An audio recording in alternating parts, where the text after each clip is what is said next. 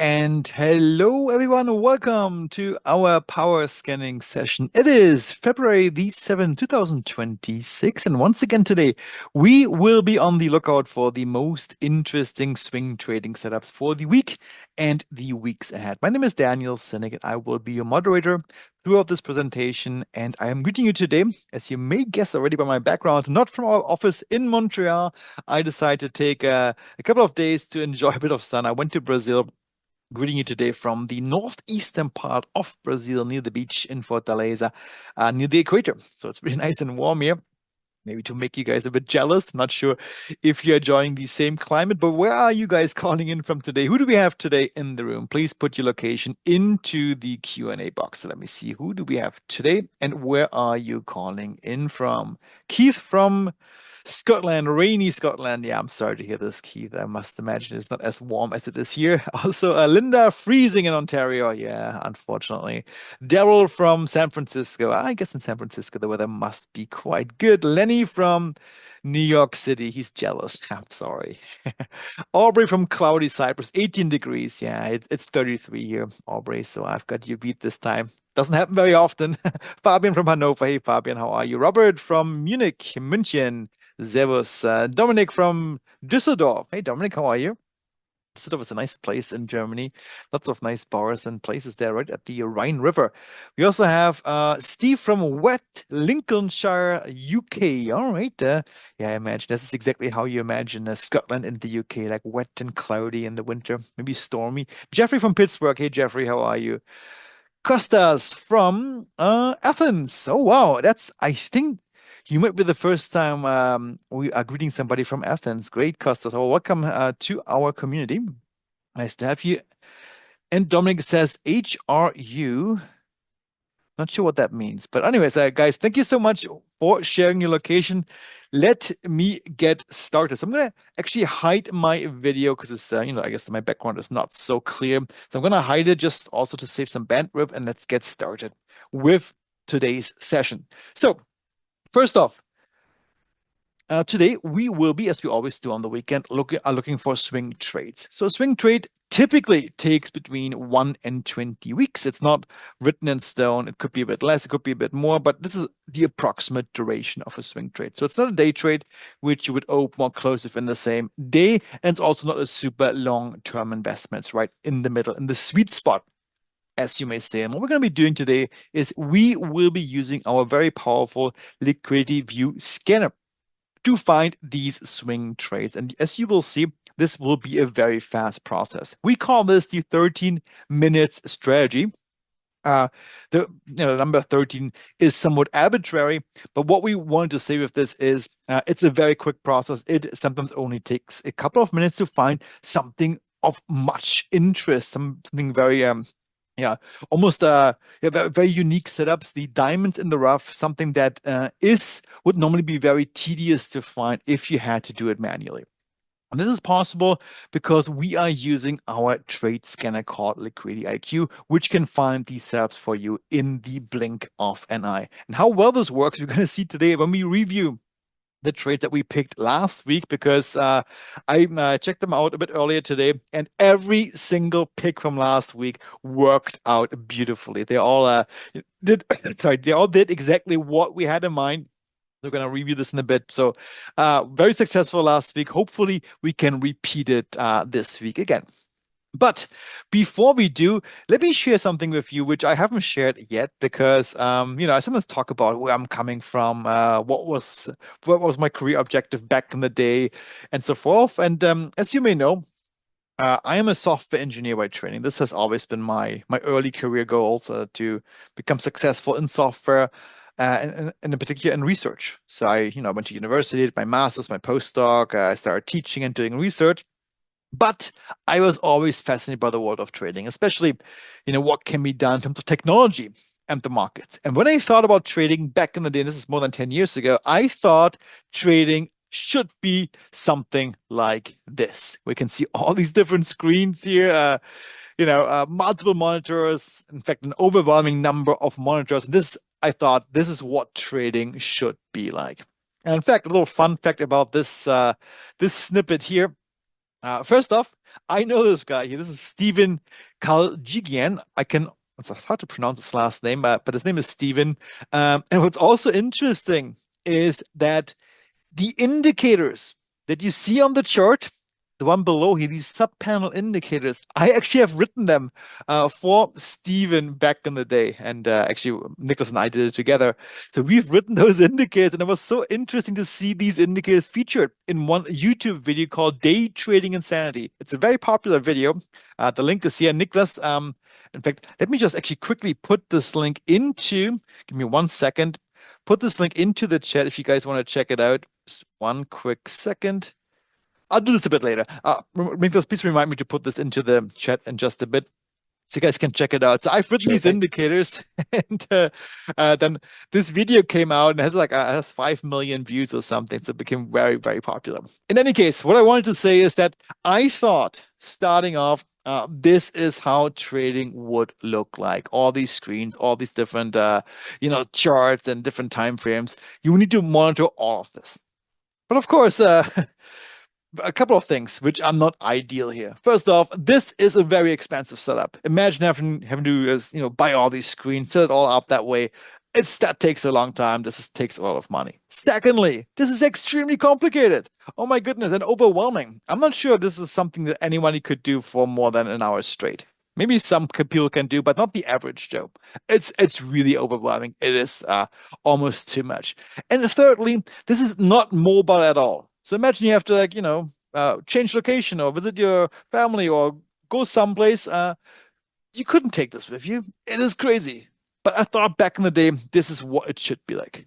But of course, now over the years, with advances in technology, better indicators, better trading tools, trading has shifted. And this kind of setup, for the most purposes, is not required anymore. And in fact, I have done a complete shift in terms of mindset, from this particular craziness to something like this. Just one screen and one chart. And this is possible if you are using the right tools and the right indicators. So right tools, for example, if you're using a trade scanner, which can find automatically a symbol which is right now of interest, and it will alert you exactly when this happens, so that you don't have to do it manually all the time, which is very time consuming. So that's a great help. And secondly, this is also possible by using the proper indicators which are able to monitor multiple time frames at once and display all these different informations from the different time frames directly on one chart only.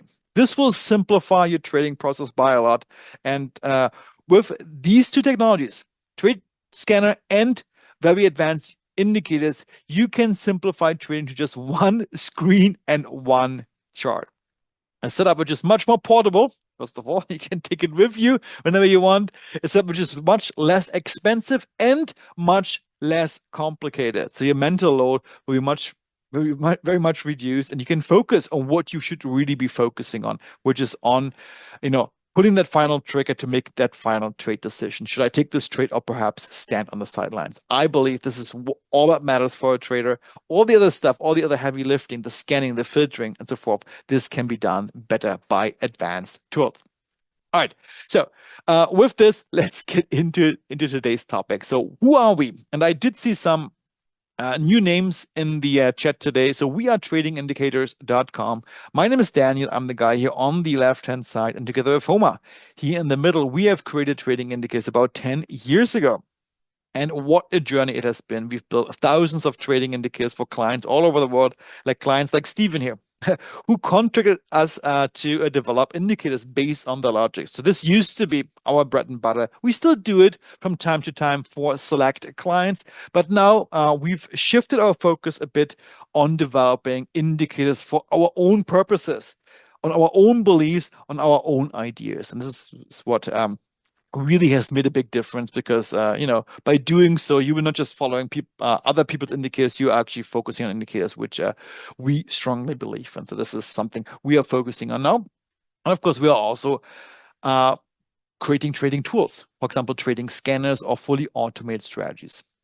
Now, about 5 years into our journey, Niklas here on the right-hand side has joined us, and Niklas is also in the room today, and he has become instrumental in Uh, yeah, helping us develop all these new and cutting edge indicators using new ideas like multi-time frame fusion, AI, and all kinds of different concepts built into one indicator with the fundamental objective to help the trader to make better trading decisions. I believe this is the most or the main purpose of any indicator. It should be helpful. It should be insightful. It should show you something which you cannot already see with the naked eye on your chart.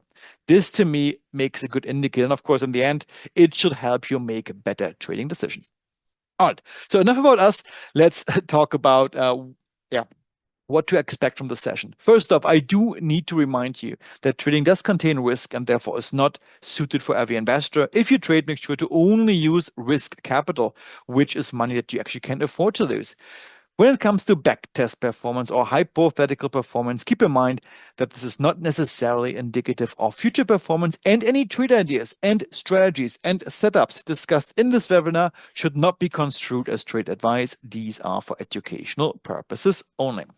All right, so with this out of the way, let me do a bit of housekeeping right now. Well, this will only take 5 minutes max. So first off, what we will do today is we will interactively scan for setups in this session. It would be best if you followed along using our Liquidity View dashboard. If you don't have access to our trade scanner called Liquidity View yet, you can sign up for a 1-week free trial right now simply by going to this link here, tradingindicators.com/view. And Niklas, please put this link into the chat box. So tradingindicators.com/view. Click on it, follow the instructions there, sign up for a 1-week trial, and you will get access to the dashboard right away. So this will take less than 1 minute, and you can follow along interactively what we are doing today. Secondly, and in fact, we are in the process of re-recording it, but right now, we do have a bootcamp available. It's very extensive. It's almost 3 hours long at tradingindicators.com/bootcamp. It's I believe right now our 3rd edition of that bootcamp. It's very comprehensive. And why am I mentioning this right now? Because what you will see today only really utilizes a small subset of what can be done with the dashboard. If you want to know what are all the other features and how these features could help you with your trading, please check out this bootcamp. And Nicholas will put this link also into the chat box. It's tradingindicators.com/bootcamp. Now, this bootcamp will cover most of the current features. We will re-record it, maybe next week, maybe the week after. We have to see. To cover all the features which are in there right now. And this brings me to the next point. This dashboard is very much a live product. We are constantly trying to improve it, to modify it, to optimize it based on our feedback from you, your feedback based on some other ideas. So it's a live product. This is why we, every once in a while, we are updating our bootcamp. All right. Next, we do have a Discord channel. If you don't know about it yet, it's at tradingindicators.com/Discord. Registration is completely free. Check it out. And in that channel, we are posting interesting trade ideas. We're answering questions. We're posting charts and so forth. So please check it out at tradingindicators.com/Discord. This link will also be in the chat. Third, we have an ebook called The Power of Three, where we are detailing further the 3 main setups that we typically scan through in these scanning sessions. So simply go to tradingindicators.com/power-of-3 for this ebook to download it completely free of charge. And lastly, if you have any feedback or any suggestions or any requests, please don't hold back. Your feedback is what drives the further development of our dashboard. Please put it into the Q&A box or send us an email afterwards, and we'll be happy to take this feedback into account to potentially implement your ideas into our dashboard. So you very much have a say to the future direction of what our dashboard may take. All right. So with this, guys, enough housekeeping. Let's get into it. We're going to start off with the market review. So what has happened in the market last week? And it's been an interesting week. You probably will agree with me in that. Now, I'm switching over to our chart. There we go, to our dashboard. I'm going to open up with the SPY, the ETF that tracks the S&P 500s. All right. So when I said an interesting week, I didn't really... refer to the SPY because it's pretty much business as usual here. No surprises. We can see it here. We did get a level 3 pullback earlier this week on Thursday and on Wednesday, then even a level 4 pullback. And as it has been in the recent history, this pullback was almost immediately bought up. So on Friday, we had a big bullish day. We went all green again here in our trend radar indicator, and this level 4 pullback now has become all green again, and prices have jumped up. And I believe we are coiling up to once again reattempt the all-time highs in the SPY in the next week or perhaps the next 2 weeks. But one thing to note here is that the level that we're trying to capture right now, it's this level here, this little green line, you can see it here. This is a resistance level with which price has struggled quite a bit. We've been knowing about this level since November. And we've broken it a few times or came close or broke it marginally, but not successfully fully yet. So prices, they came up to the level, came down again, came up again, came down again, and now down again. I believe, the more times we attempt to break this level, the weaker it will get. And maybe this week we will finally see a decisive break off this level here at around 690, and then reattempt all-time highs in the SPY. All right, what about the QQQ? Pretty much the same picture, only here the difference is that the level that we are struggling with, it's a bit further away. You can see it here, the resistance level, which is at 636, is a green line here. This is a much older level. It's been first established back here in November. And in fact, we haven't seen all-time highs in the Qs since October 29th. That's quite some time. So the Qs are lagging behind a little bit compared to the SPY. Big drop of this level in the last 2 weeks. It was a level 4 pullback. You can see it here. We are still in level 4 state. So prices are still relatively cheap here in the Qs. And I believe if somebody would put a gun to my head and tell me, hey, Daniel, choose one, SPY or QQQ to go long, I probably will take the Qs because we're still in the pullback state here as per trend radar. There's more to gain if we get all the way to this resistance level here. So we're still quite a bit a ways away from this level here. All right, so that was the Q. What about the IWM, the Russell 2000?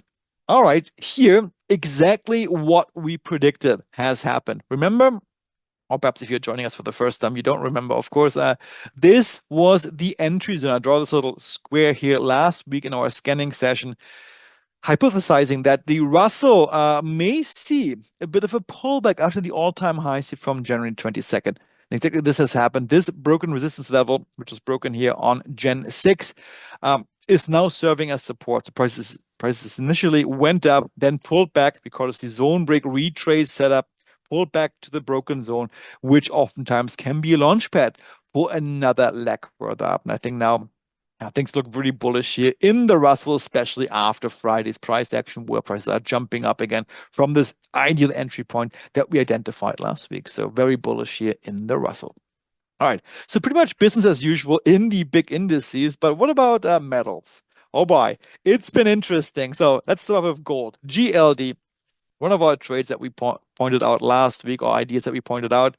Beautiful setup here. We came down on when was it? On Friday, I believe, all the way to, or Monday, all the way to this level here to our entry zone. We made it in there, and exactly as predicted, this was a level 3 pullback. Prices then jumped up again from this entry zone. I think gold is coiling up to potentially close this gap here towards the all-time high. So this, at least to me, looks quite bullish now here in the GLD.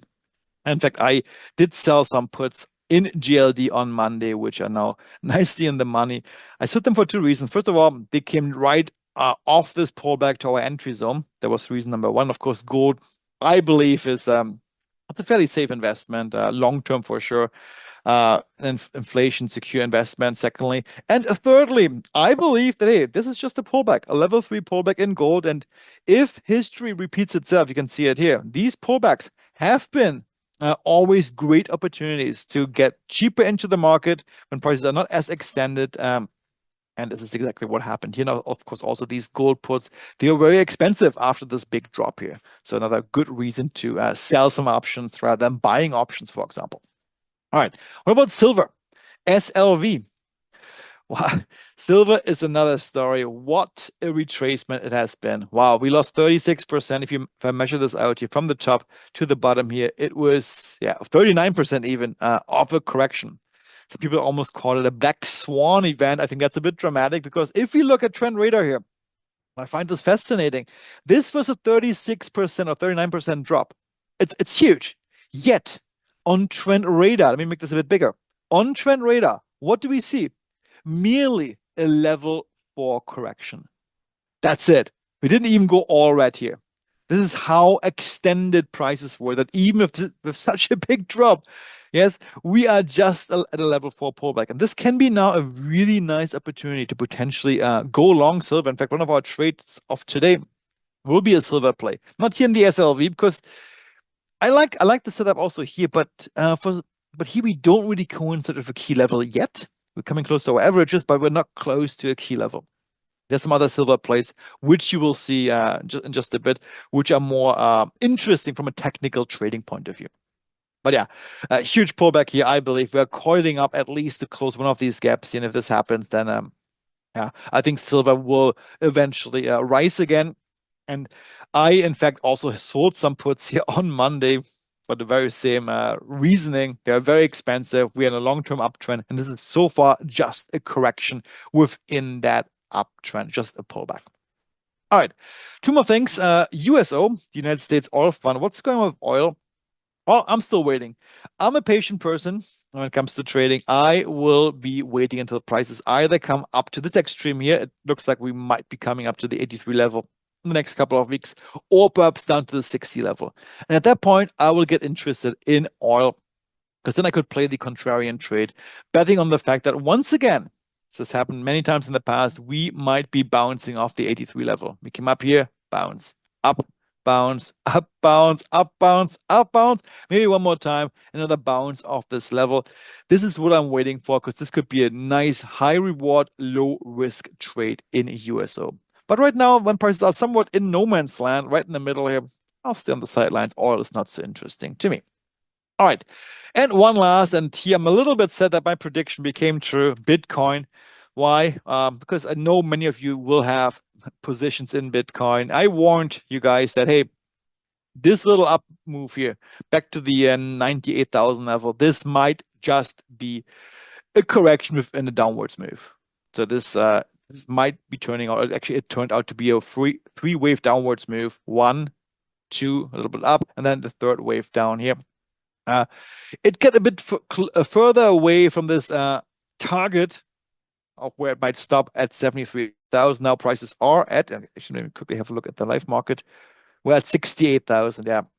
I actually went ahead yesterday to add to my long-term Bitcoin position. I bought some Bitcoin at these price levels. I believe we are slowly coming to the bottom of this. I scaled in or added to my position a little bit yesterday. I may do it again should we go down to 50,000. I believe, and we have this technical level here, this might be the next target here for this move. Hopefully not. I'm hoping for all of us who have long-term Bitcoin positions, but we don't know. It definitely looks quite bearish here. But of course, if you measure this out, if you look at this move here in Bitcoin, let me just put the FIB levels on here. So if this is the bottom down here, then if I just do this, a little retracement, where do we have FIB retracement? Then what we're looking at right now, this would be right now, we would be at 1 second. Let me make this on full screen. You can see this here. Prices are right now here at 62,000, near this level. This would be the 61.8% retracement. So this, if you believe in FIBs, 58,000 might be also a target where it might stop. So far so good. We're not even retraced 61.8%. So these are retracements which happen quite often. Of course, it's way deeper than we all hoped it would be, but nonetheless, this bullish trend in which we're in, it's still intact, even with this bigger move downwards in Bitcoin. And of course, if this is what you believe in, then right now with prices so much lower, these are nice entry opportunities to scale further into a position or to add to your position. All right. So this was the market overview, but now, of course, let's have a quick review of what we called out last week. As I mentioned in the beginning, it was a very successful session last week. I'm going to go to our watch list here. The weekly swing trades from January the 31st. So we picked 7 stocks. Just take the filter out. 7 stocks. All right, let's go through them very quick. AN, AutoNation, our first pick of last week. Look at this. I mean, the poster child of a bounce trade. I mean, this would be called out right now. We came down to support and prices jumped up on Friday with the high point right to our resistance level where our target was. Beautifully played out. So the bounce of support worked out beautifully. And if you were in this trade, you probably should be thinking about booking some profits right now because I believe it might take some time for price to alternate back and forth, but this bounce of support definitely a good call. Next one, Sanmina Corporation. All right, also here, I mean, not as spectacular, yet still a nice bounce upwards. Also, this trade is in the profit, a bounce off the support level. So this one worked out nicely too. KLA, the Clark Corporation, nice bounce off support. We got into our entry zone here. This was our entry level. Let me just hide MA Rush for a second. This one here, a nice bounce off this level. Worked out beautifully, especially with Friday's price action. Next one, CLS, Celestica Inc. I mean, it's almost rinse and repeat. Prices came down to support, a nice bounce off support towards higher price levels, especially since that stock is a long-term bullish stock. So all these pullbacks towards key support, these are interesting opportunities to enter along. Marriott, another poster child. Look at this one here. We didn't get to our entry area. That's the only thing which, if you were as conservative as I would be, I wanted to wait until prices get to our entry area. It didn't fully get there, but look at this beautiful bounce move to the upside. Now prices are actually testing resistance here for a breakout move even further up. Next, gold. Also gold, bounce of the level. So it's really it's been almost the same setup. That makes this scanning so beautiful. It's a fairly simple setup. It's a bounce move off a key level within a strong uptrend. This is all we mostly are looking for. But of course, one key condition to find these setups is, first of all, you need to have a scanner, which we do. And secondly, we need to be able to accurately detect these levels. If these levels were off, of course, these setups would not work out. And lastly, we had GFI, Goldfields Limited. Same thing, was also a gold play. Also, this one went up. Yeah, last week. So all 7 trades worked out beautifully. It doesn't happen all the time, of course, but let's see if we can repeat the same performance with today's picks once again. All right. So let me go now to my slides because the next thing I want to do is I want to explain to you what we're going to be doing next to scan for new setups. Firstly, we will be looking at one setup at a time. In fact, just for the sake of time, actually, what I'm going to do, I'm going to first of all discuss each setup from a theoretical point of view, but then, in fact, we're going to do one scan to go through all these setups at once. It's just a bit easier. Based on what we see is we're going to create a hot list with some candidates, and then we're going to do a detailed analysis of these hot candidates towards the end of the session. Of course, there will also be time for your questions afterwards. All right. So what are these setups we are typically look for? First off, we will be scanning mostly through stocks and ETFs. There is an upside bias for most stocks. There's statistical evidence for this. I'm going to show this to you or demo it to you in just a bit. So stocks, or most of the stocks, they tend to have an upside bias. So because of this, let's take advantage of this bias and try to enter into the long direction as well, with the bias, not against it. And of course, if we now made up our mind, hey, we want to look for long candidates, wouldn't it be nice if in addition to this, also the stock that we are considering is already in an uptrend, is already in an established, stable uptrend? You have heard it before, the trend is your friend. It is oftentimes easier to trade with the trend than against it. And we're going to take advantage of this. We're going to be trading with the trend. So we will be looking for stocks which are already in an uptrend. But of course, as a trend trader, There are good moments to enter into a trend trade and perhaps not so good moments. So if you look at this chart here, entering up here when prices are very far away from our averages, this little line here, maybe not such a good idea, because then the risk of a pullback is quite elevated. What we want to do instead, we will actually want to wait for such a pullback. We call this a healthy pullback as per our trend radar indicator, which either has 3 levels down, 1, 2, 3, or perhaps 4 levels down, 1, 2, 3, 4 levels down within an otherwise bullish trend. This is what we'll be looking for. And now the kicker. Ideally, we will be pairing this setup or this pullback with a key support level. If for some reason this pullback brings us to a key technical level on the chart, we can multiply our odds of having a successful trade. So to summarize, we're looking for stocks which are already bullish, which are currently pulling back, and the pullback coincides with a key support level. This is what we call our bounce setup. This is one setup we'll be looking for. But there's another one we're going to be considering today. And this setup is something which happens when a level actually fails. In life, nothing lasts forever. In our trading life, also nothing lasts forever. Eventually, every level will be broken. Eventually, every support level might be broken to the downside, and every resistance level, this green line here, might be broken to the upside. But when this happens, also new opportunities are opening up to us again, because then we can play the breakout trade. But with one nuance. Look at this one here. What happened here? Price broke this resistance level. It initially went up. We could have traded this, but the way I like to trade it, which is even more, at least suitable to my trading style, I actually patiently wait for something else. I patiently wait for a correction down to the broken level, because it's a retracement. This is why this setup is called the zone break retrace. So first you have the zone break, prices are initially going up, and then the correction, the retracement down to the broken level, down to the broken resistance level, which at this point will act as support. And then oftentimes, this is where the actual move really starts afterwards. So let's see how we can identify these setups, either the bounce trade or the zone break retrace trade. So back to the charts. All right, so I'm going to go to our full scanner, all symbols. All right, and I will now enter our scan criteria. The first one, which we're going to enter is, hey, we want to find bullish symbols. All right, so as you can see here, some symbols or many symbols will already be bullish, like Agilent, for example, or A2A or Alcoa and so forth. All these have bullish arrows here, and some will be bearish. So the first thing what I want to do is I want to filter out all the symbols which are currently in a bearish trend. So I'm not really interested in those ones. I want to find symbols which are currently bullish. All right. How do we do this? Well, I'm going to use our MA Rush filter or column here. MA Rush is our trend indicator. It has a bit of a strange name, but that's what it's called. MA Rush. And I will select bullish. Done.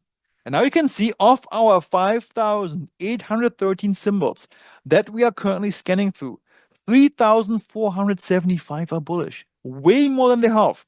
And this is exactly the statistical evidence which I was mentioning before, that the majority of stocks are rather bullish than bearish. There's an upside bias in the market, and we're going to be taking advantage of this upside bias.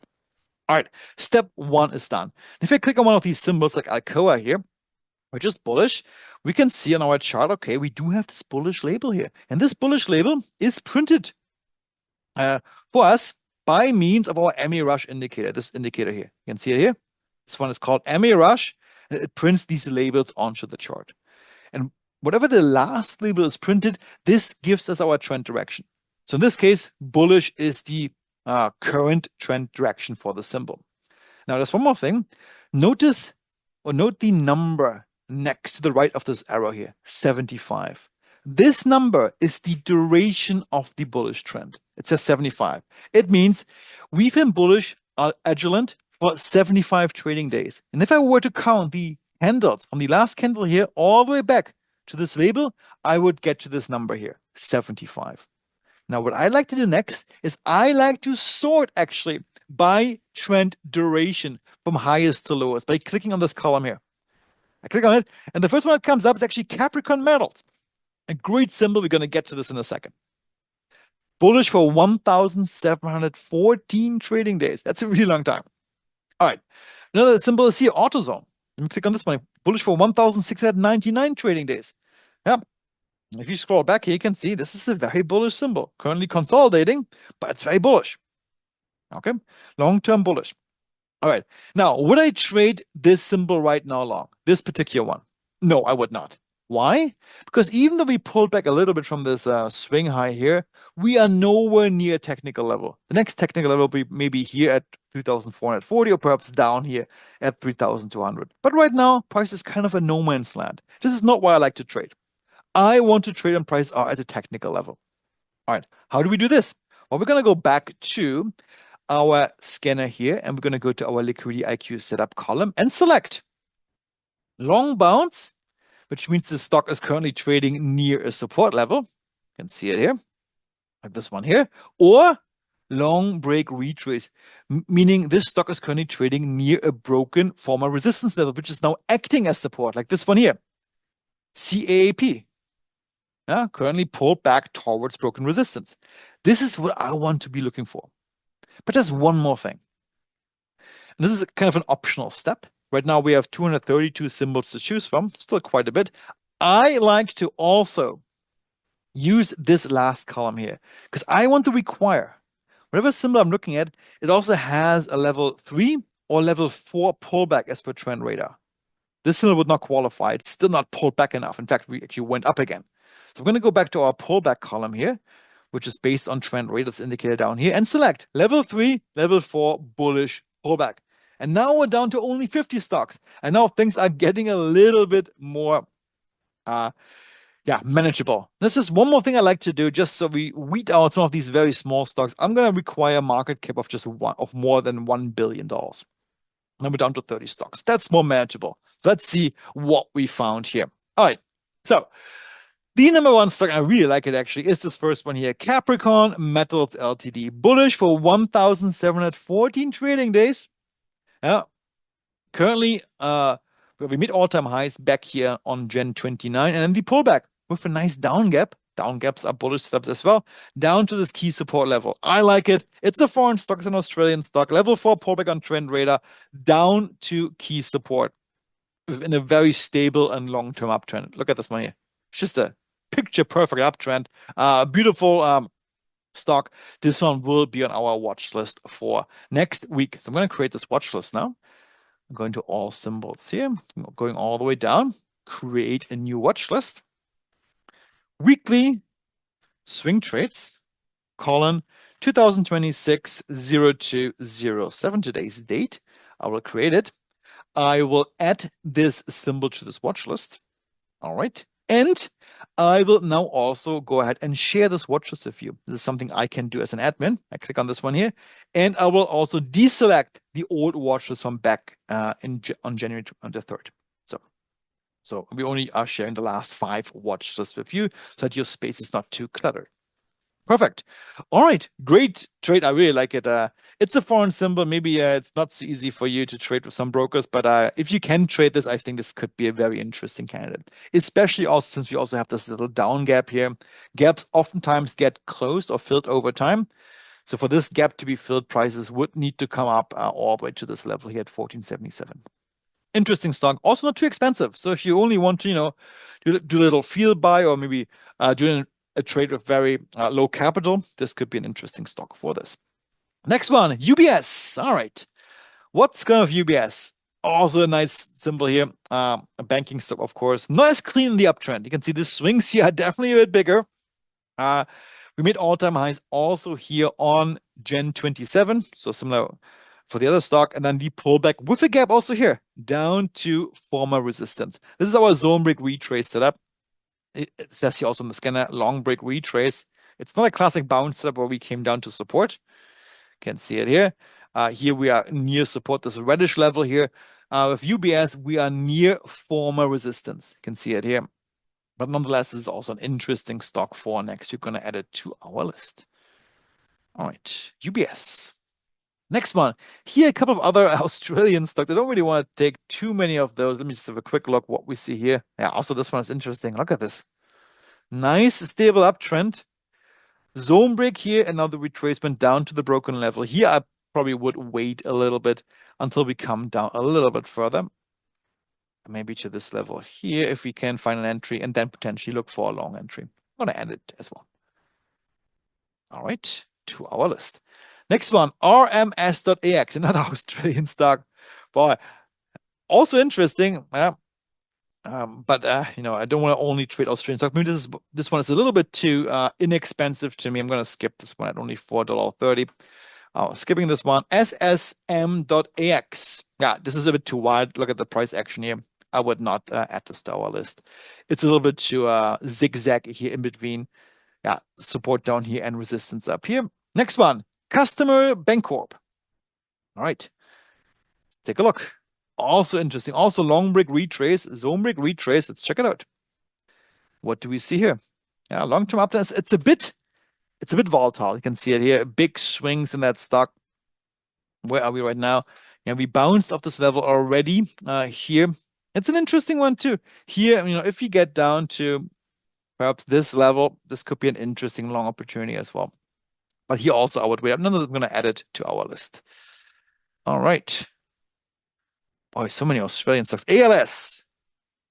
Let me just look at this one here. Make this full screen. I mean, if you're interested in Australian stocks, I think there's many interesting candidates there. Look at this beautiful uptrend, long-term bullish. Now the pullback to broken resistance. I'm going to add it to our list too. It's going to be our list for now. We're perhaps going to short it a bit later on. And perhaps one more. Perseus Mining Corp. Yeah, also this one, I think all mining stocks, they're so bullish. But nonetheless, also here, I should say this is another beautiful setup. And we have lots of Australian stocks. If you cannot trade those, yeah, of course, we skip those. I promise you, there will be some US stocks as well that we're going to be finding.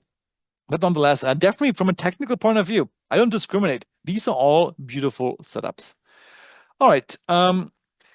Now, one thing I like to do next, and this is something I want to share with you now. Sometimes it's a bit too stringent to have a level 4 and level 3 pullback required. So I like to do this because it means this pullback is significant. It's a nice pullback, but it's not like a crazy big pullback as what we see on Bitcoin, for example. It's still within level 3 or level 4. I didn't go further than this. It's sizable, but not too big. To me, that's a really good sweet spot, but sometimes you are a bit too strict with this. So what I'm going to do now is I'm going to actually take off this requirement, all right, to get some more candidates, and I will also take out the market cap requirement. All right. So now let's look at some stocks here, and I'm actually went through some of those already myself beforehand.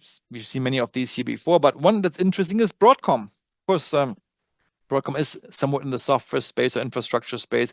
It's been struggling a bit. Nonetheless, I believe it's an interesting candidate, right? Coming above support here. It's a stock within a long-term uptrend and potentially a candidate for a bounce right off this level here, off the support level towards the upside. So I'm going to add also Broadcom. I know we had it a few times before to our list. All right, which other ones did I find? You can see there's many different candidates this time around. Let me just go down. Netflix. Netflix is interesting too. And then we're going to talk about IWF next. So Netflix is interesting for two reasons. Of course, it has suffered a lot. It's a big pullback. Look at the size of this pullback compared to the other pullbacks that we've seen before. Look at how red it is here in Trend Radar. This is a sizable pullback. That's not a healthy pullback anymore.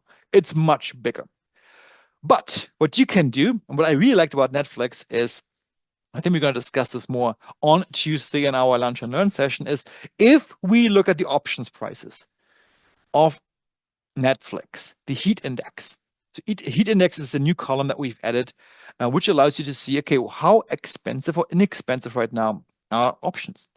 So for Netflix, we have 3.71% of the stock price for a call option contract at the money with 30 days expiration.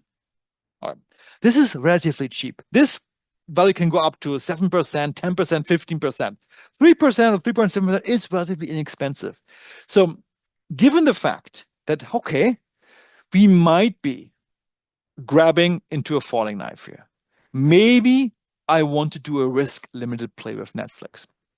Perhaps doing this with long options could be one possibility here, because then all you can lose is the options premium. You could even buy it a little bit out of the money for call options, maybe at around 90, with perhaps 60 days expiration. And your anticipation is, okay, we've seen this sizable pullback directly to key support here. Netflix may be bouncing off this level towards higher price levels like 100 or 110 is definitely not out of the picture in the next 60 days or 90 days. So that could be an interesting play with options. I will not add Netflix right now to our short list, because the way to trade this is a bit different from what we typically discuss, but something that we definitely going to revisit on Tuesday when we're going to discuss Netflix and how we can trade options with these setups. So something just to keep in mind. All right. One more thing which is very interesting is this one down here, the IWF. Also a stock which is currently in a nice long-term uptrend and at a key support. And the Russell 1000, that's an ETF which tracks the, of course, Russell 1000. And unlike the Russell 2000, it's not about small caps. It's about large caps. It's about the 1,000 biggest large cap companies in terms of market capitalization in the US. And look at this setup here, what we see here. So nicely bullish uptrend, a level 4 pullback on trend radar, and we're coming right off this support level. I like it for a long, anticipating, okay, our prices are likely to continue towards the upwards direction. And unlike the Russell 2000, for example, we are still near the support level. Here prices have not gone off this level too far. So this is still an interesting opportunity. So I'm going to add this one as well to our list. And perhaps two more setups, which I found beforehand. See, there are many different candidates. The next one, let me actually go back to my little list here. Prepared a little list beforehand. The next one, it's this one here. It's a gold play. SGDJ. Let me just find this one to you. This was also SGDJ, the Sprott Junior Gold Miners. Long break retrace setup. It was on the scan just a bit further down in gold. Now, if you believe that gold, what we saw in gold and GLD was just a correction, and the overarching uptrend is going to continue in gold, I think this symbol here could be a really interesting opportunity, because if you contrast this to GLD, for example, here we are actually at a key level, a key technical level. In GLD, just go really quickly to GLD just to contrast this for you. In GLD, we also saw the pullback, of course, that was there, but there's not key technical level nearby anymore, the current price levels. It's all the way down here. It's not so interesting. I think this one here, the juniors, SGDJ, of course it's correlated, might be the more interesting candidate. Right at the technical level, we already came a bit off from it. This to me could be an interesting candidate for next week as well. I'm going to add it to our watch list. And one more thing, that's a risk play. That's I'm going to give you a heads up right now. Do this at your own risk. To me, this is probably the most risky of all those symbols, but potentially, if you are for speculation, it could be very interesting. AGQ. It's a silver play. ProShares Ultra Silver. It's a leveraged silver ETF. Now, what does leveraged means?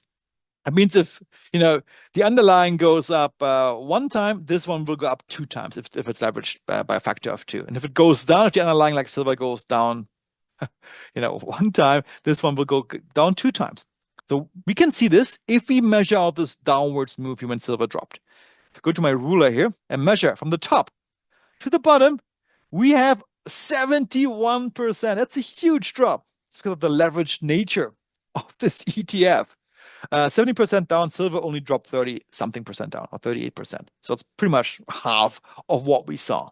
But what I like about this one here, it's coinciding, look at this, with a key technical level. It's this one down here at around 100. We're nearby. Nonetheless, we came to the proximity, and it's a nice level for a pullback as per trend radar. Only level for a pullback despite a 78% drop off that price. So if you want to speculate, maybe with a small position size, I think this could be a good candidate. If silver is recovering, this could be the one that would jump up the most. Of course, if silver goes further down, this one will even go down further. So take it on your own risk. I kind of like it from a more speculative point of view. Unfortunately, options for this one, they are available. They're just very expensive. So a buying option strategy might be not ideal because of the option prices. And selling puts, maybe it's possible. But this, if I were to sell puts, I would probably use the SLV, which is more liquid in that sense. All right, so this concludes our scanning session. I hope there were some interesting candidates. Let's see what we have so far on our list. And I know this time we have quite a few candidates. We have 10. Wow, that's a bit more than normal. But for some reason, all these Australian stocks, they really lined up very nicely. Let's start by going through them one by one. CMM.AX. I like this stock. I think it's a beautiful long-term uptrend. I'm going to add it to our list. Nice pullback here to key support. So I'm going to add a trade note right here for this particular stock. All right. There we go. Just takes a little second. Save it. And this is our first trade note, definitely on our short list for next week. UBS, also interesting, definitely more volatile and a different setup. The only thing it's definitely more volatile. You see these bigger moves here. So, but of course, it's a stock that, no, I like it. I'm going to add it as well. Maybe wait for a bit of a retracement down to this level here. Let me just draw this in here and then enter maybe around these price levels here if we get there for a long trade. Perfect. The cool thing about these trade notes is that whatever you put as annotations, this will be kept in the trade notes as well. All right. Okay. And closing. Next one, Sandfire Resources Limited. I kind of feel that, and we didn't look at the industry. Let me just quickly put the industry group on here. 1 second, sector industry. I kind of feel that these are all in similar industries. Yeah, Capricorn Metals, Sandfire Resources. Let me just quickly see what this one does. Copper, gold, and so forth. I don't want to double dip. I will pick only one of them. I think the first one is probably the better one to pick. So I'm going to skip this one because it looks like it's in the same spot. Broadcom. I like Broadcom. It's a nice stock. We've had on our radar many times. I'm going to stay on the sidelines for this one. I'm not going to add to our trade notes. Because of this level here, these support level, it was broken before, just slightly, but nonetheless, it was broken before, so it didn't hold up. So this setup is not as clean as the other one. So I'm going to skip Broadcom for now. IWF, the Russell 1000 growth ETF. I like it for a long entry. Also here, this setup was broken, but just even less so than Broadcom. So I like this one for a long trade. I'm going to add this one to our list. All right. Okay.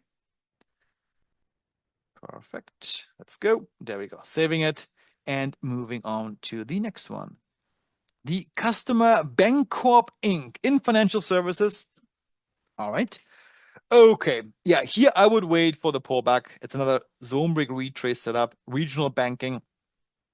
Just keep in mind, actually, one thing we haven't discussed in a while is, a rising tide lifts all boats. And a falling tide or declining tide would, I guess, bring all boats down in that sense. So what would that mean? Well, let's see what is the sector this stock is in. The same thing actually for UBS. It's something just to be wary about. The sector these stocks are in is XLF. These are financial stocks. XLF is the sector. If you go to the sector, we can see, okay, the sector is in an uptrend, but currently at a short bounce scenario. Let's just have a quick look here for XLF. We're just getting to this resistance level. And if we are bouncing off this level, the stocks in that sector, they might be affected they may go down if the sector overall goes down. Just something to be considered. Nonetheless, I like the setup. I'm going to add it as well to our list if we come down to this level. So, oops, adding it to our trade notes. There we go. Perfect. Let's go. Come on. Save and close it. Done. Next one, ALS Limited Consulting Services. Okay, it's definitely not in the same spot as the other Australian stocks. Let's have a quick look here. Yeah, I mean, I like it too. Look at this uptrend. It's so stable. Little down gap here, which is a bullish setup. I'm adding this one to our list. Perfect. All right. The next one, I believe, is in the same field as we had with the other metal stock from Australia. Yeah, CMM and also SFR. I will skip this one here. It's in the same sector is also at a very low price point. We're going to skip it. ProShares Ultra SF Silver.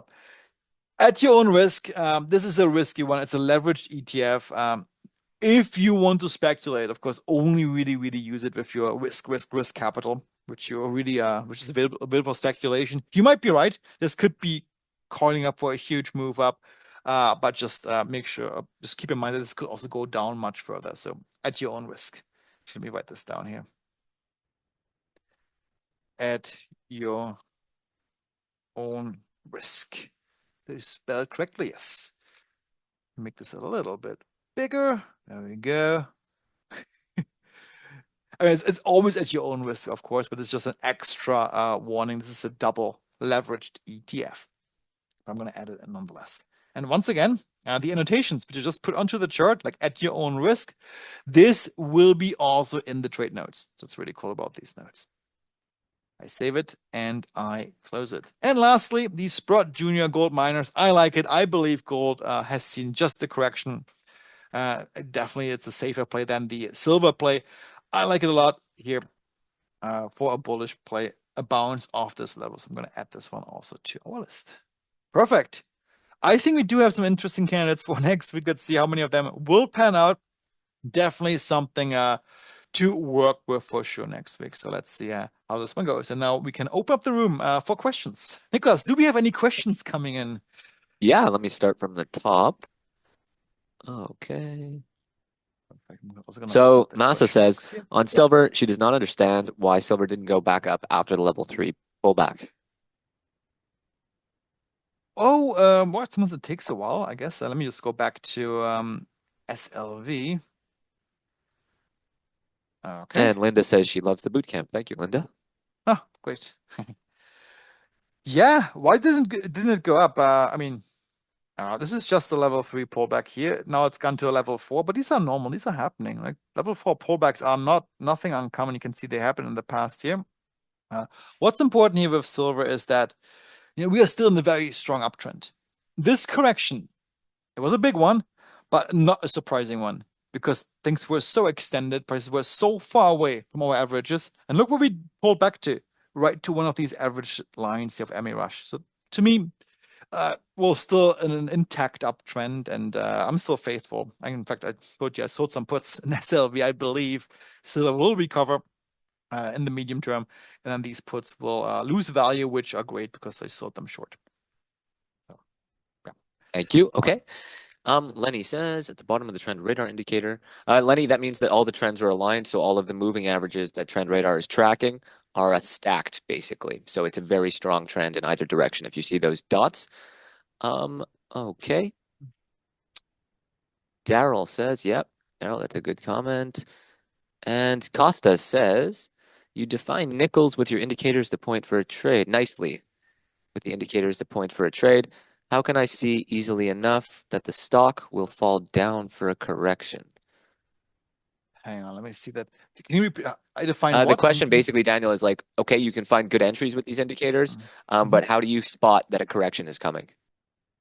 Oh, so that's very hard. So in silver, now remember, we've discussed silver for many months now, and I constantly things were above our averages. I constantly told you I'm going to stay away on the sidelines. I will not get into long silver because we're getting further and further away from our averages. If this is the case, like we were here, and of course hindsight is 2020, it is just a matter of time until we see a correction. But of course, when this correction will happen, that's incredibly difficult to predict. What I will do, I just play it on the safe side. I just don't get into this trade until this correction happens, and then I enter. Now is a great moment to enter into silver because now this is when we drop 30%. Now is the time to load the wagon to get in. So I either use, and if I'm already in a position, it goes up and up and up. You would ring the register along the way. You book partial profits. You tighten your stop loss because if a correction comes, you then quickly get out. Thank you. Okay. Dun, dun, dun, dun, dun. On the Netflix charts, did the indicator suggest the price will fall further or rise? Yeah, it's a bit of a, that's why I said let's play this with options because it's a bit of a judgment call. Of course, these are all judgment calls here. Uh, Netflix has become somewhat of a value play to me. It's a big stock which lost. Yeah, I don't know how much that drop was. Let me just measure this real quick from the all-time highs here in the middle of last year down to the low point here. It's a 40% loss. So that's a value play for a big stock out there, a massive player. I think if you want to speculate, of course, it looks like a falling knife for sure. We had support here, we got a little bit below, then a little bit above again, but it looks really bearish right here. And there are no guarantees that we will be bouncing off this level. But if you want to speculate, because if you see a bounce, it might be a big one. Maybe an options play, a long options play is not the worst idea here because Netflix has relatively cheap options right now at 3.71 at the money with 30 days out for calls. That was just my idea here. So if you want to do a risk limited play, do Netflix, where you can only lose the premium and not more, instead of just buying the stock directly. Thank you. Aubrey says great finds this week. He'll be shopping Monday. Thank you, Aubrey. Is there a way to specify that you only want symbols that have not closed below previous support? Yeah, that's a great idea. We want to end this filter right now. It's not possible. It's a manual selection, but I do want to add this logic to it, where like Broadcom, for example, AVGO, uh, like a scenario where we previously go below support, then back up again, we filter these ones out. I agree because that to me kind of makes the filter, sorry, the setup less clean. Having a filter for this would be a good idea. It's not. It sounds easier than it will be in terms of implementation because you know finding these patterns and weeding them out properly is mathematically not so easy to specify, but we're definitely something on our to-do list for the dashboard. Mhm. Thank you, Daniel. And then Linda Along says, like, along with many other things, we have so many ideas for the dashboard. So please stay tuned for all this. It's going to be an exciting year. Linda says, I get the sectors, but I don't see the data beneath the sector as on Daniel's screen. Oh, that's the setting, Linda. It's right here. So Linda, you're referring to this one down here, what the sector is. You see this one, but you don't see what's the symbol, what's the trend for the symbol, and how long, and so forth. It's a setting in here. Go to the settings wheel, go to scanner and enable. Wait. Did we accidentally take it? 1 second. Oh my goodness. That's a bug. That Oh yeah, we must have that's a bug, Linda. I will fix it. There should be a setting in here in your settings to enable sector information. I guess you forgot to add it. Nicholas, can you take a note, please? We'll fix it for Monday. Sure. Thanks for this. Then, Linda, once it's fixed, you'll see an option here to enable this. The reason why I can see it is because it remembered my last setting, which I had in here. But now I guess we restricted these settings lately, so I guess we forgot to put it back in. So sorry for that. It'll be fixed soon. You're okay. And then Masa says, the reason for that, Masa, she says there's a long break one on CCJ. Why isn't it a long break retrace? And the reason, Masa, is that a long break retrace can only be found after about 7 days have passed, or 7 bars from the initial break. Yeah, let's have a quick look. Oh, it's long break 8, actually. CCJ. Oh, that's a good one too here. It's A long break 1. Oh, we broke beneath and then we broke back yeah. up. So it's a new long break. It would have been a long break retrace 2 bars ago. Yeah, when we came down here we lost the level. Maybe what we can do, Masa, at some point is to give this a bit more leeway. This actually does look like a really nice, interesting trade as well. CCJ after the bit of a correction here to the downside. What's the difference between short interest and heat index? Oh, short interest is it's just an indication of how many short sellers are there for the available tradable stocks percentage-wise, which I guess would give you an indication of how many people are currently having short positions in the stock. Heat index is simply for options pricing. So how expensive right now are options for this particular symbol? Just to contrast this, I'm going to give you two extremes. Let's say the SPY. It's a very bullish symbol. As I mentioned in the beginning, it's not any surprises there. A heat index of only 1.16. That means options are extremely cheap. So if you want to do some put selling here, or we would not get much premium. They were extremely cheap. But if you want to buy options for this particular symbol, it would be also extremely cheap. This could be the better idea. So it gives you an idea of how inexpensive options are. And typically, you see this for stocks which are like very stable in its trend. It's like nicely bullish and stable going upwards. You see these low price options. Silver, go to SLV, different story, 8%, much bigger uh, premiums for options to trade silver. And actually, one play, another one which we didn't discuss yet, is Amazon. Amazon had earnings, I believe. They came out dicey. 9.61% options heat index for Amazon, meaning options are really expensive right now for Amazon. And if you believe that Amazon is something that you would like to see in your portfolio anyways, you're considering maybe creating an Amazon position, maybe consider selling some puts right now. Perhaps at current price, maybe even at current price, or maybe even a bit higher, get even more premium, a bit in the money, more expensive that way. Sell some puts. If you get assigned, it's not the end of the world because then you're just going to keep Amazon in your portfolio until the prices will go up again. And the idea, of course, here is that Amazon is such a heavyweight out there. It's a magnificent seven stock. Long term, this stock was probably going to go up and recover again. But now would be the time to potentially do something with options here, selling some options rather than buying options with a heat index of 9.61. So this is what this heat index tells you. Mm-hmm. Sorry, Daniel. Sorry, Daniel, I was muted. Okay, is there a close enough correlation? This is from John. Is there a close enough correlation between the ETFs and funds that the dashboard tracks in the associated futures market? Wondering if we can apply the analysis of the ETFs and funds to the futures chart, Oh yeah, since you don't track absolutely. commodities. Yeah, let's look at SLV. So SLV, that's the ETF for silver. Look at the price pattern here. And let's contrast this one. In fact, what I'm going to do is I'm just going to put the silver futures on it at SI, this one here. And I'm going to take away the indicators real quick so it's a bit clearer to see. Where did it go?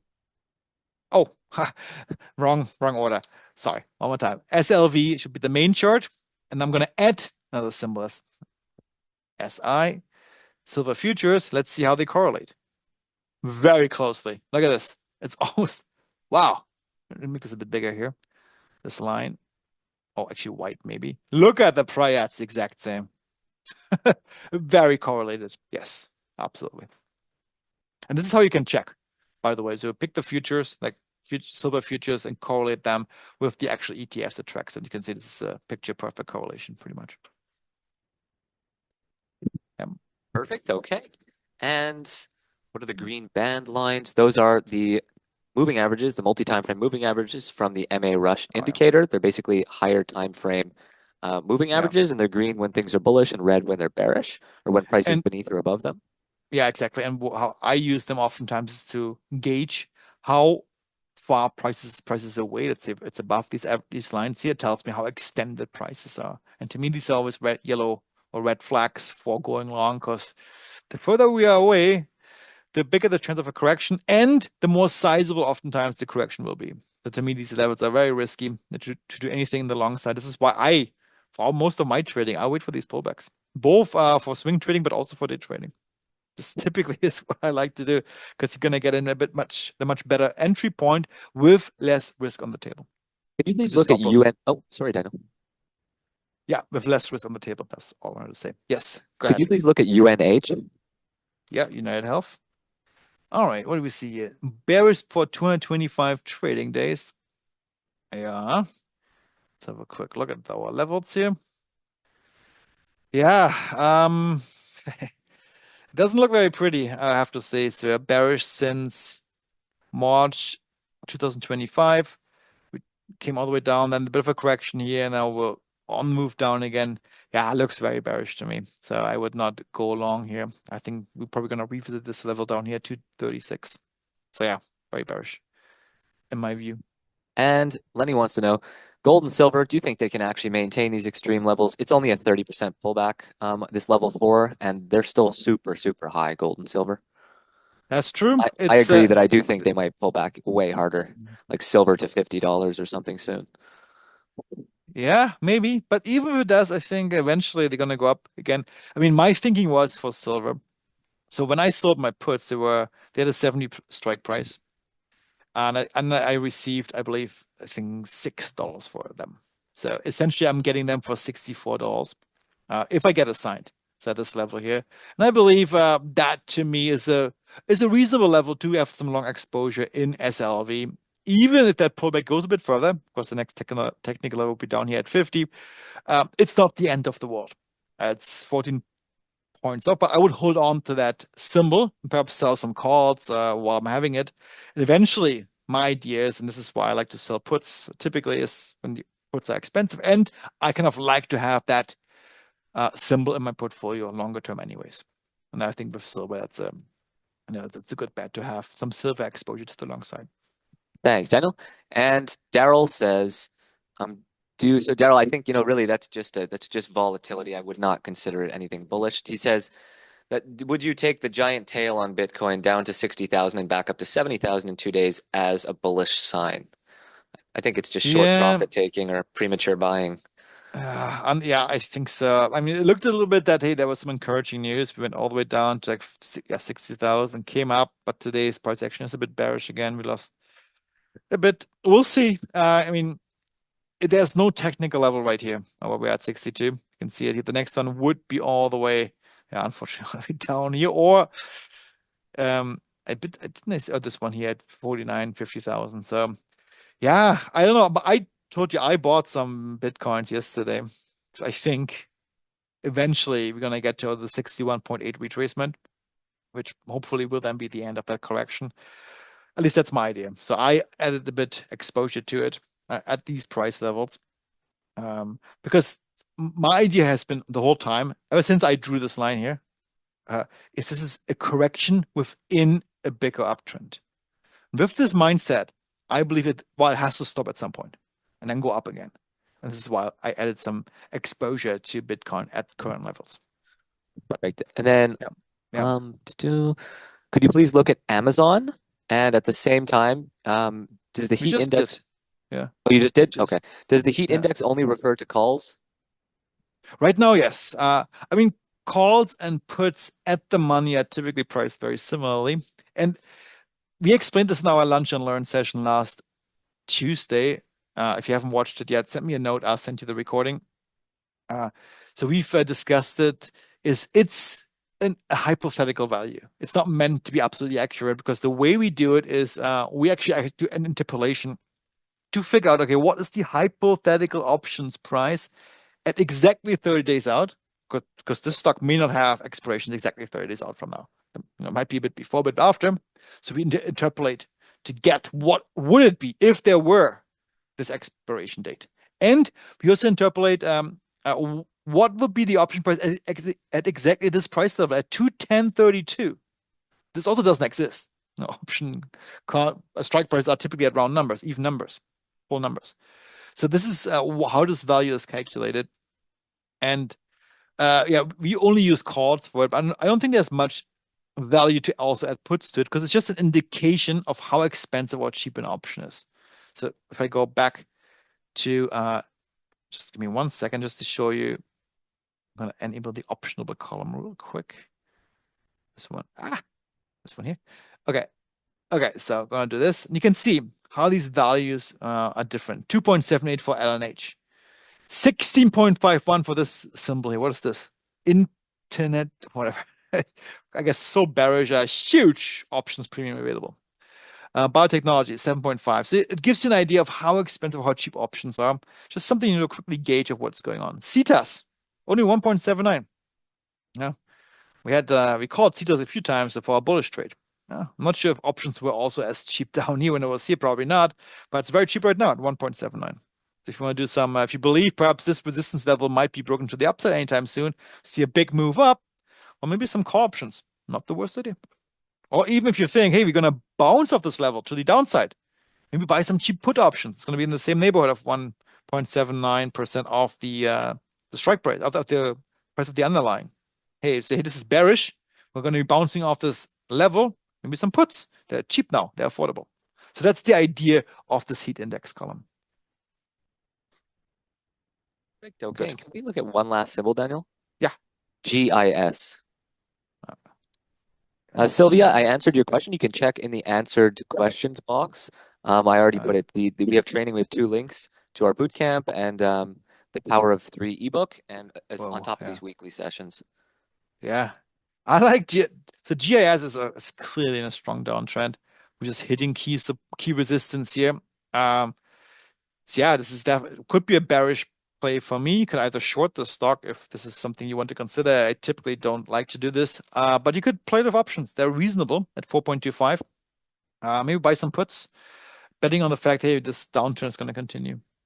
Yeah. So 4.25 or even 5 and 6, these are normal option prices, regular prices. It's not super cheap, not super high. Yeah. Well, Ye- maybe something on the put side. Buying puts could not be the worst, might not be the worst idea here. Okay, Massa says thank you for suggesting L in a recent session, and yes, Oh yeah, we do. Lowe's. Yeah. Sorry. Oh, we do track cryptos and we do track futures as well, John. And okay, maybe could we do one last symbol request, Daniel? Whoa! Yeah, Masa. I haven't looked at this one yet. Look at this was our trade of the week in our newsletter a couple of weeks ago. And Masa, did you take that trade out of curiosity? What a An move up. options trade. Had bought option calls. Oh, you It was did? at Okay. support. Yeah. Ah, smart. Did you still have them? I'm wondering. Because if well, for options, just make sure, Masa, they will expire, and it's typically not wise to keep them all the way near expiration because they're going to lose some time value. So make sure that you either roll them or get rid of them way before expiration because you're going to lose value automatically. And the closer they are getting to expiration, the faster will use that time value. Perfect. Okay. And the last symbol, Daniel, would be MSTR, which I guess Oh will yeah, look a bit like Bitcoin. even worse than Bitcoin, I'm afraid. Jesus. Whoa. Yeah, that to me is a worse player than Bitcoin because people are now betting against it because they're charging such a high premium compared to their holdings of Bitcoin. Yeah, I would be careful of this. I rather go straight Bitcoin than MSTR, I should say. Yeah. But I Okay. guess if I look at option prices, 4.06, not the worst. And if you believe, hey, Bitcoin's going to have a big turnaround, maybe go a bit out of the money. It's going to get even cheaper for your options. Maybe go a bit further in terms of expiration and get some calls here. And maybe some debit spreads, bull debit spreads, and then speculate. Okay, maybe it's going to recover. If it does, I can benefit from this, and it's risk limited. Yeah. Okay. Thanks, Daniel. Great. All right, guys. Well, thank you so much. I'm going to share my slides one more time. I'm also going to come on the picture real quick again, so you can see that. Hey, I'm still here. Hey, guys. So I'm still in my hotel room here in Fortaleza, in Brazil. And just two more things. If you want to try out our great dashboard, you can see how useful it can be. Check it out at tradingindicators.com/view.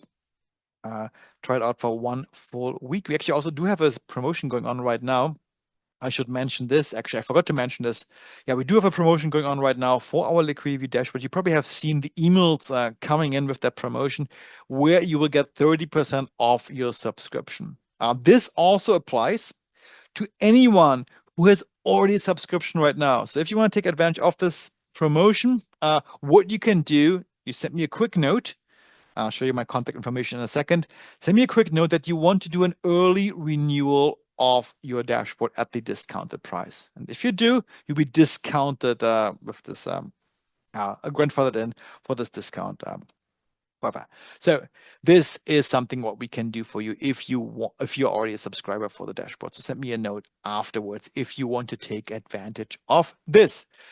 Talking about how to get in touch with us, it's very easy. You can probably you already have my email address, but if you don't, simply go to our homepage, tradingindicators.com, click on support, then contact, put your question or your request directly into the contact form, submit it. It will go straight to my inbox and I will answer every single request personally. All right. With this, guys, take some rest, lean back a little bit, recover from a busy last trading week, and see you all at our next events. The next one will be our lunch and learn session on Tuesday at 12 p.m. Eastern. Until then, guys, talk to you soon. Bye bye.